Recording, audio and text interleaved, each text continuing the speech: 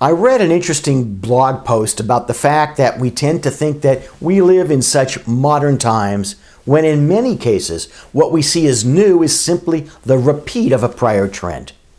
The current instance may not be the same technologically, but at its heart, it's one and the same concept. For example, we think that it's very modern to have meals prepared remotely and then delivered to us at home. And we think that it's wonderful that now everything can be delivered to us via merchants such as Amazon or Jet.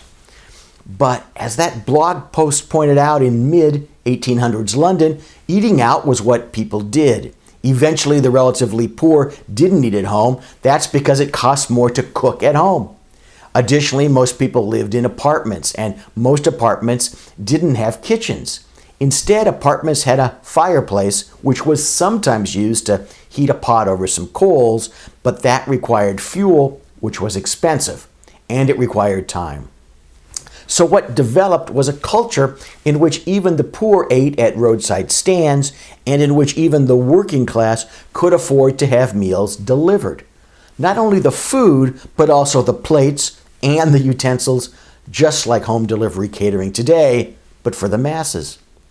The same thing was true in mid-1800s London in terms of ride sharing. Most people didn't own carriages because they were very expensive.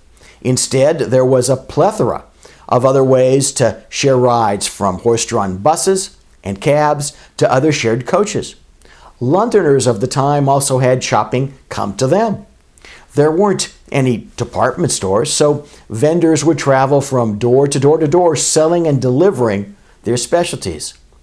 While history may not repeat itself, it's been said that it sure does rhyme. Trends in one direction and then a reversal and so on are prevalent in healthcare too. As I describe in the impending Death of Hospitals book, healthcare was originally delivered in the home.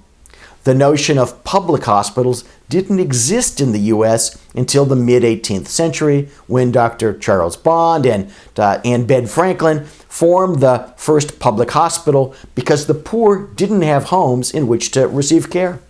The hospital trend is now reversing itself, with hospitals losing favor both in terms of their attractiveness to patients and payers.